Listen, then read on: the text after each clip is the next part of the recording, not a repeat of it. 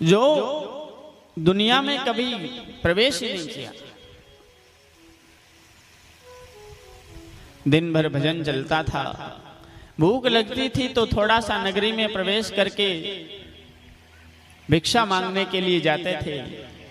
जितना हाथ में आ जाता था उतना भोजन लेकर के वापस आ जाते थे।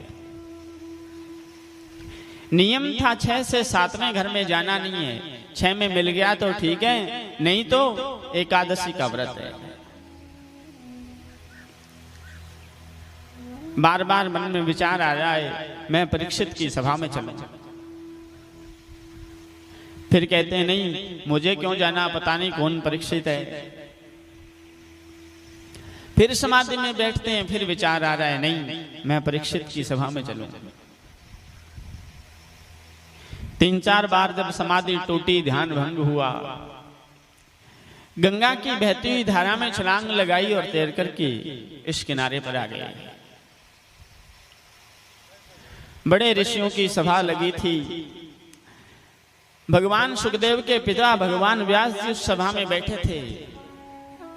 व्यास जी के पिता ऋषि पाराशर भी उस सभा में बैठे थे, जो सुखदेव जी के दादा थे। पाराशर जी के पिता शक्ति तो रहे नहीं, उनके पिता महर्षि वशिष्ठ भी उस सभा में बैठे थे। सुखदेव जी चलकर के आए, पहुंचा तो देखा सब ऋषि मुनि उठ करके खड़े हो गए।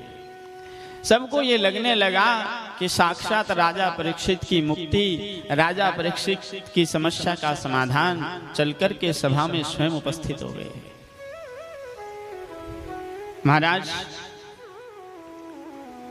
सुखदेव जी ने जैसे ही प्रवेश किया, राजा ने सुखदेव जी को प्रणाम किया। वटवृक्ष के नीचे सुखदेव भगवान विराजे और राजा परीक्षित ने प्रणाम करके तुरंत प्रश्न पूछ दिया, महाराज 7 दिन में मरने वाले की मुक्ति का उपाय क्या है? और पहले दिन की कथा में मैंने बताया था ये तभी संभव है जब गुरु कृपा हो जाए। सुखदेव जी जैसा बुद्ध महापुरुष, जिसके पास एक 3 अंगुल की कोपीन भी है नहीं, इतने बड़े त्यागी हैं। संसार में स्त्री और पुरुष का संबंध क्या होता है ये उनको पता नहीं। दुनियादारी कैसे चल रही है, माया से दूर, सबसे भिन्न अलग। ऐसे महापुरुष ने जब प्रवेश किया, परीक्षित जी ने तुरंत कह दिया, महाराज मुझे कोई